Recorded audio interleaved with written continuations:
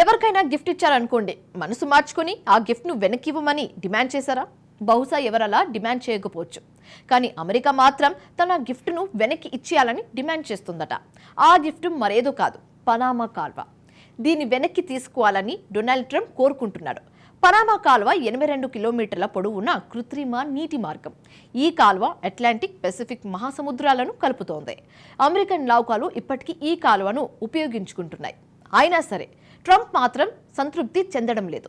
Panama కాలువ మీదుగా వెళ్లే అమెరికన్ నౌకలపై భారీగా ఛార్జీలు వేస్తున్నట్లుగా ట్రంప్ ఆరోపిస్తున్నాడు.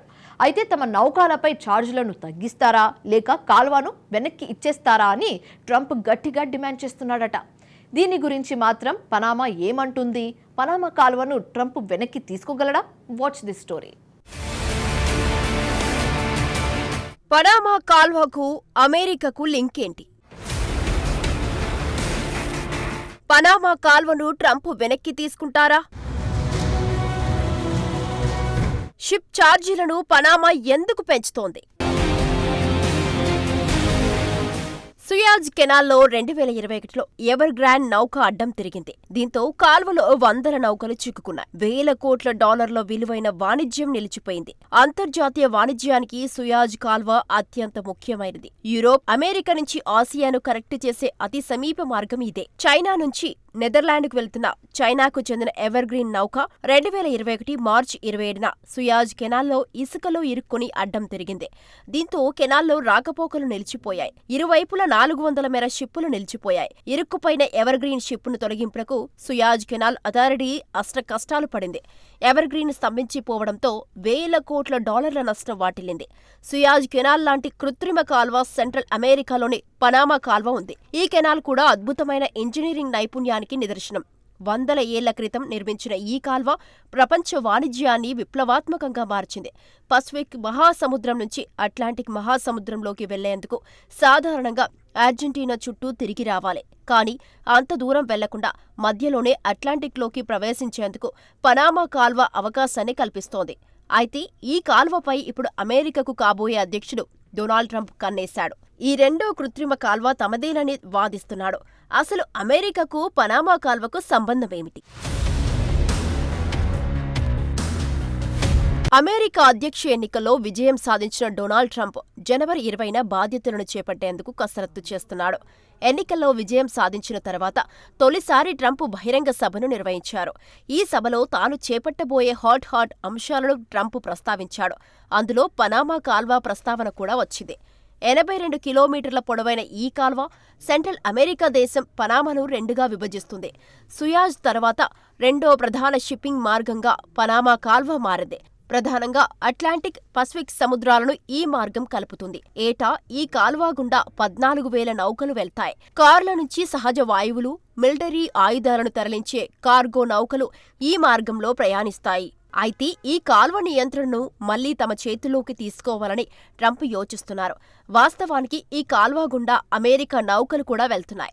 అయితే ఈ నౌకలపై పనామా భారీగా ఛార్జీలను విధిస్తున్నట్టు ట్రంప్ ఆరోపించాడు. ఈ ఛార్జీలు అమెరికాకు భారంగా మారుతున్నాయని ట్రంప్ చెబుతున్నాడు. తమ నౌకలపై విధించే ఛార్జీలను తగ్గిస్తారా లేక కాల్వను వెనక్కి ఇస్తారా అంటూ ట్రంప్ డిమాండ్ చేశాడు. పనామాకు కాల్వను అమెరికా మూర్ఖంగా అప్పజెప్పిందని విమర్శించాడు. పనామా భవిష్యత్తులో ఇలా ఛార్జీలు పెంచుతుందని అమెరికన్లు ఊహించలేదని ట్రంప్ చెబుతున్నాడు. తప్పుడు చేతుల్లోకి ఈ కాల్వ వెళ్తుందని అమెరికన్లు అనుకోలేదన్నాడు. 1881లో ఈ కాల్వ నిర్మాణాన్ని ఫ్రాన్స్ చేపట్టింది. ఇంజనీరింగ్ నైపుణ్యంలో సమస్యలు, అప్పట్లో ప్లేగు వ్యాధి వ్యాపించడం వంటి కారణాలతో కాల్వను నిర్మించడంలో ఫ్రాన్స్ చేతులు ఎత్తేసింది. ఆ తర్వాత నిర్మాణ బాధ్యతలను అమెరికా అందుకుంది. ఎట్టకేలకు 1914 నాటికి ఈ కాల్వ నిర్మాణాన్ని అమెరికా పూర్తి చేసింది.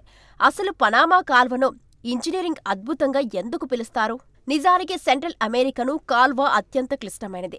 ఈ కాల్వ మధ్యలో 3 కృత్రిమ నీటి ఎలివేటర్లు ఉంటాయి. ఓడ ఏదైనా సముద్రం నుంచి కాల్వలోకి వచ్చిన తర్వాత సెట్ ఆఫ్ లాక్ అని పిలువబడే కృత్రిమ నీటి ఎలివేటర్ వద్ద ఆగిపోతుంది. ఆ ఎలివేటర్ల నుంచి నీరు కాల్వలోకి ప్రవేశిస్తుంది. సరిగ్గా షిప్ పొజిషన్లో ఉన్నప్పుడు అక్కడి ఎలివేటర్ లాక్ తెరుచుకుంటుంది.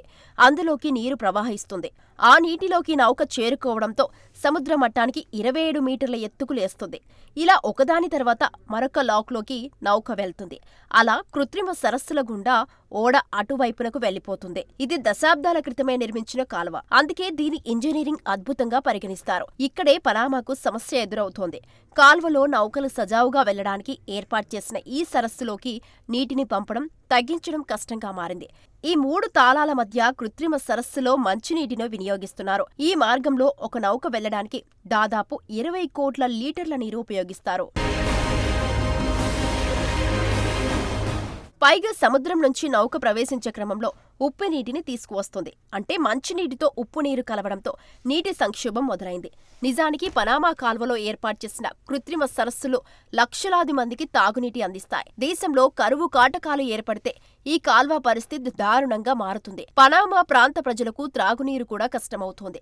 గత్యంతరం లేక ఓడ ప్రయాణాలను పనామా అథారిటీ తగ్గిందుకు భారీగా ఫీజులను పెంచుతోంది. అయితే ఈ చర్యే ట్రంప్ ఆగ్రహానికి కారణమవుతోంది. వాస్తవానికి కాల్వ నిర్మాణం పూర్తయిన తర్వాత అంటే 1977 వరకు పనామా కాల్వను అమెరికానే నియంత్రించింది. ఆ తర్వాత కాల్వ జోన్ను పనామాకు అప్పగించే ఒప్పందంపై అమెరికా సంతకం చేసింది.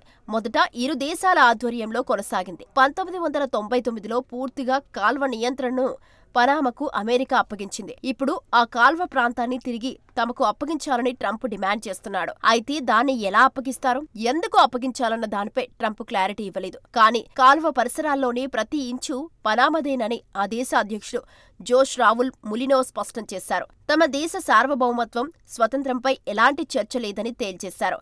వాస్తవానికి ట్రంప్ ఆ దేశ భూభాగాన్ని కోరకపోవచ్చు. అయితే నౌకల ఫీజును మాత్రం తగ్గించాలంటున్నాడు. అయితే నౌకల ఫీజులను తగ్గించేందుకు పనామా ఏమాత్రం ఇష్టపడడం లేదు. అంతర్జాతీయ మార్కెట్ల పరిస్థితుల పోటీ, నిర్వహణ ఖర్చులు, నీటి నిర్వహణ, ఆధునీకరణల పనులను పరిగణలోకి తీసుకుని ఛార్జీలను వసూలు చేస్తున్నట్టు పనామా అధ్యక్షుడు చెప్పారు. ఒకవేళ షిప్పింగ్ రేట్లను తగ్గించకపోతే పనామాను వెనక్కి ఇవ్వాలని డిమాండ్ చేస్తామని ట్రంప్ తేల్చి చెప్పాడు. అయితే నిజంగానే పనామా కాల్వను ట్రంప్ వెనక్కి తీసుకోగలరా? అయితే పనామా కాల్వ ఒప్పందంలో వెనక్కి తీసుకునే నిబంధన ఏదీ లేదని నిపుణులు స్పష్టం చేస్తున్నారు. అయితే ట్రంప్ కేవలం బెదిరింపులకే పరిమితమవుతారా, లేక పనామా మళ్లీ చేతులు మారుతుందా అన్నది తెలియాలంటే మరికొంతకాలం ఆగాల్సిందే.